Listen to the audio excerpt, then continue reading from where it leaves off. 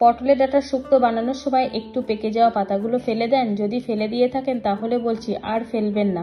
খুব সহজেই ঘরোয়া এই রেসিপিটা দেখে নিন আর বানিয়ে ফেলুন রেসিপিটা। গরম গরম ভাতের সাথে বা যে কোনো কেচাপের সাথে খেতে কিন্তু দারুণ লাগে। নমস্কার বন্ধুরা, ভাই বোনের হেসেল ঘরে সবাইকে স্বাগত। আজ আমি বানাবো পটলে পাতার পকোড়া।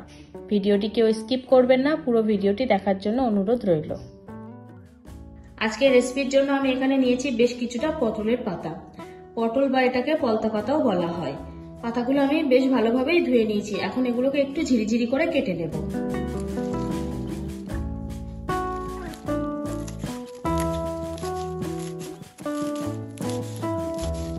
এইভাবে একটু ছোট ছোট করে কেটে নিয়েছি। এবার এগুলোকে একটা মিক্সিং বোলে নিয়ে নেব। পাতাগুলো সব আমার ঝিরিঝিরি করে কাটা হয়ে গেছে। এবার আমি এর মধ্যে অ্যাড করব কিছু উপকরণ। প্রথমে দিয়ে দেবো 2 চামচ চালের গুঁড়ো। চালের গুঁড়োর পরিবর্তে এখানে আপনারা কর্নফ্লাওয়ারও ব্যবহার করতে পারেন। আমি কিন্তু এখানে চামচটা বেশ বড় চামচই ব্যবহার করেছি। দিয়ে দিলাম 2 চামচ বেসন, ওই একই চামচেরই। 1 চামচ লঙ্কার গুঁড়ো, হাফ চামচ হলুদ, 1 চামচ চাট মশলা, 1 চামচ লবণ, হাফ চামচ চিনি, আর দিয়ে দিলাম 1/4 চামচ গোলমরিচ গুঁড়ো। এবার দিয়ে দিলাম সামান্য একটু জল। এবার ভালোভাবে সবকিছুকে মিশিয়ে নেব। একেবারে জলটা দেব না, তাহলে নরম হয়ে যাবে। আবার একটু জল দিয়ে দিলাম।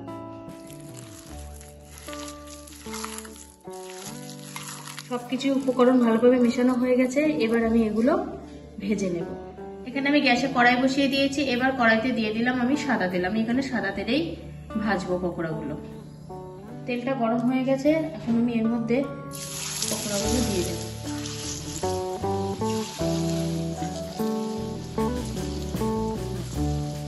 এক পিঠ ভাজা হয়ে গেছে। আমি এবার এগুলো উল্টে দেব।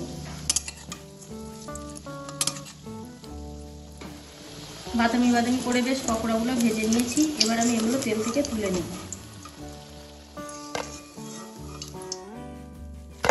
ওই তেলের মধ্যে আমি বাকি পকোড়াগুলো ভেজে নেব। আজকের রেসিপিটা তাহলে এই পর্যন্ত। যে সকল নতুন বন্ধু আমার ইউটিউব চ্যানেল থেকে দেখছেন তারা অবশ্যই চ্যানেলটিকে সাবস্ক্রাইব করে দেবেন, আর যে সকল বন্ধুরা ফেসবুক থেকে দেখছেন তারা অবশ্যই ফেসবুক পেজটিকে ফলো করে দেবেন। আজ তাহলে এই পর্যন্ত। দেখা হচ্ছে পরের কোনো নতুন রেসিপিতে।